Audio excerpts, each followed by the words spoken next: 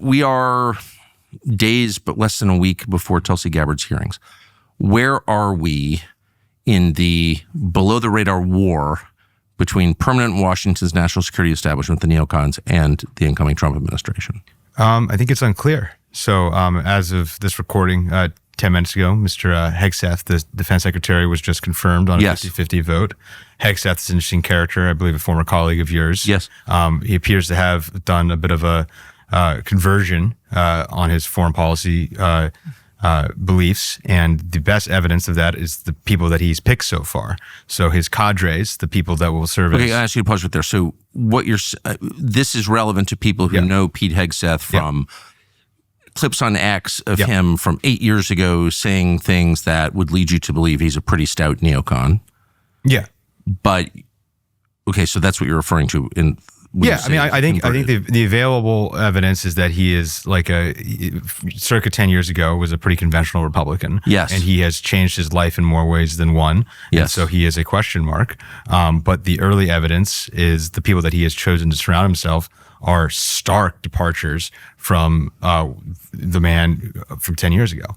And so that's a big deal. And especially, it is a big deal. Especially in a place like the Pentagon, yes, which is hard to control. Yes, and wants no change under any circumstances except an annual increase in the number of four-star generals. It's the largest bureaucracy on earth. It is. And it exists to serve itself. It's got a pretty abysmal record of winning wars, a pretty great record of spending money. It desperately needs reform. And you're saying that based on the personnel choices you think he's making, he's now the defense secretary, by the way, as of right now. Yes. That he is like sincerely on board with Trump's foreign policy. Yeah, I mean, he did not need to make these picks. I mean, I don't think he needed to make these picks to get confirmed. I don't think he needed these picks to win any senators. He is courting, I think, minor controversy now, which is why we're having this meeting.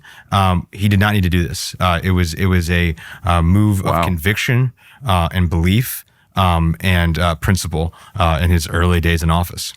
Before even. So give us an example. Just give us an example of what you're talking about. Sure. There's going to be this Michael Domino figure who will have the Middle East portfolio. He has been advised throughout the process by another figure named Daniel Caldwell. These are both, people in their 40s or 30s, basically millennials who are veterans of the global war on terror. They're very much in the... So they fought in it. Dan did, and Michael was a CIA agent. So, I mean, these are the guys that were hunting down IRGC, Iranian Revolutionary Guard, core people, in the forever wars that Trump and Vance ran on reforming and ending, et cetera, et cetera. And so, they're very much in the Vance mold of, we went there, not really sure what the point was, and we want to roll back from that somewhat. I think you might have heard this message from Mr. Trump at least once or twice in the last 10 years.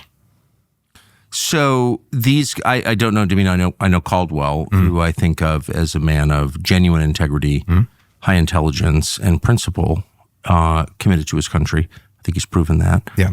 I honestly think he's like a wonderful person. But he's being attacked by people who never served with a long, unbroken track record of destroying America as somehow anti-American. Yeah. How does this work? Yeah, I mean, I think that the tactics are pretty clear. So no one reads anything. Everybody's fair. Everybody's cynical, confused.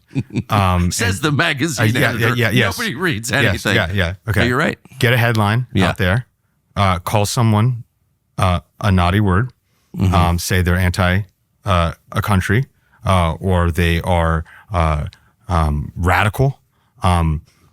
If anyone sues this publication, it will take years and years and years, and hope that some club member at Mar-a-Lago hands this to President Trump and tries to trick him and thinks that Mr. Trump is a stupid man. And this is the approach, and this is what they are trying to do. That's exactly. And it is a cyclone.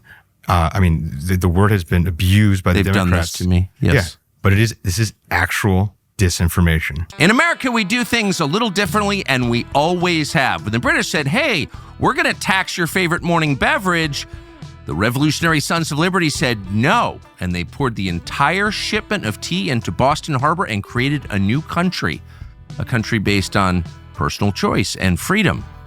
Well, 251 years later, it is time to throw something else overboard. Your overpriced big wireless contract. You don't need it. Do you need to pay $100 a month just to get a free phone? I don't think so.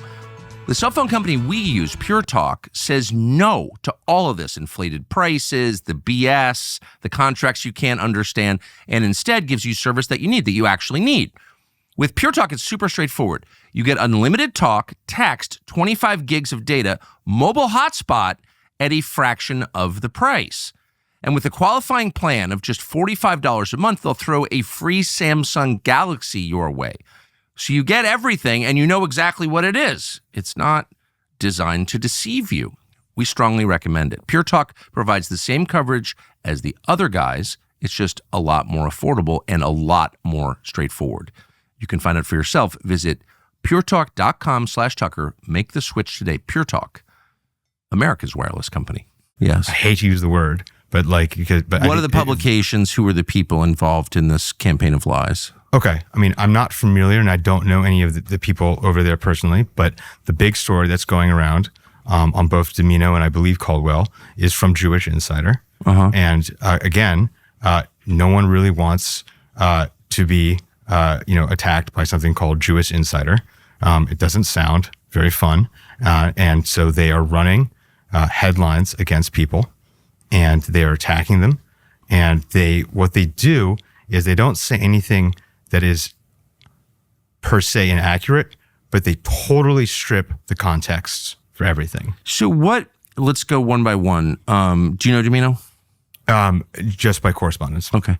And what's yours? Is this a radical figure, anti-American figure? No, this is somebody who wants to pull back, I would say moderately from the Middle East, which I think at this point is basically bipartisan outside of the radicals within Washington, D.C. and the Beltway. Okay, I think that's a fair assessment. So the people who want to continue what we're doing at unsustainable cost, being a bankrupt country, by the way, sending aid to countries that are not bankrupt, those are the radicals, I think it's fair to say. So what are they saying about Domino in this hit piece? They are trying to make the reader jump to the conclusion that he is anti-Israeli, that he is pro-Iranian. He's pro-Iranian? Pro-Iranian. Okay. That he is somehow pro-radical Islam. He's pro all the scary people in the radical Middle East. Islam. Sure. Okay. Whatever. It doesn't really matter. I don't know the guy. Sounds kind of Catholic to me. They think. You know a lot of Shiites called Domino, or is that a common name for Persians? Not to my information. Okay. And again, I think it bears repeating that this person was responsible for the tracking of Revolutionary Guard Corps members in Iran, potentially sent some of them to their death. So the whole thing has an opera bouffe flavor to it that he's being attacked as. So what you're saying is these are people who will say anything. It doesn't matter. They're kind of from the Barry Weiss School of Journalism. Just like you have an objective, something you want to achieve, and whatever it takes to get there is fine. You will say it. It doesn't matter. You'll call anybody anything if it serves your purpose. They are very, very willing to destroy this person with absolutely no compunction. Is there any evidence that he's, quote, anti-Israel? None. Right. None. And in fact, there's evidence to the contrary, which he praises the country. Yeah. So, okay. He is critical of aspects of the war. It's okay to be critical of other people's wars or your own wars. It's okay to offer analysis of war. Or to even state that it's not, in fact, our war, as the President of the United States just did on his inauguration day, emphasizing from behind the Resolute desk that it's their war, not our war. So I read something from a guy called David Wormser, who was one of the architects of the Iraq War, not from this country, not really concerned with this country at all. And also, I think it's fair to say, someone who should hang his head in shame, given a lifetime of destruction that he's helped bring to our country, but describe these policies as anti-American. So I have to say, it takes a lot of balls for someone who has no interest in the United States to accuse someone whose whole orientation is helping the United States of being anti-American. But I've noticed this a lot.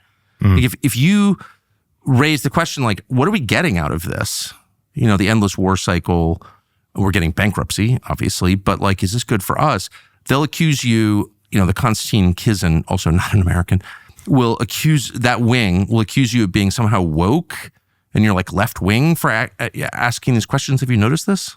Yeah, I mean, it's interesting that you raise some of these figures. Like we go into this all night. I'd like to. They're hoping. There's no more repulsive group in American life than the people who continue to push death and bankruptcy on the United States. I think that's fair. Can't recover from death. No, you can't. Yeah. So, I mean, I think that they're hoping that Americans don't do the reading. They're hoping that Americans read X posts. Yeah. They're hoping that Americans watch random cable news hosts, that they're zoned out, and they have, let's say they have a positive view of certain aspects of America's role in the Middle East, and they start tar and feathering people on the internet, and that there's no pushback on it. At the same time, but it's just, I guess the only reason I have noticed this is because it's so over the top. Rather than, look, I think a lot of these positions are legitimate. I disagree with them. A ton of these people are smart people. I know almost all of them. Yeah. And they could make like a straightforward case for their position. Like, here's why we should effect regime change in Iran, or here's why we should kill Putin. I mean, maybe there's a case to be made for that. But they never make the case. They attack anyone who stands in their way in the most brutal and dishonest ways. They have no limits at all in their behavior at all. And I just find that repugnant and like corrosive. Even if I agreed with them, I'd be against that. Like, what is that? It's guerrilla warfare, the win at any costs. Win at any costs. Thanks for watching our YouTube channel. We hope you'll subscribe to it. And by the way, you can hit the little bell on there and get notifications every time we produce a video. We hope you'll do that also.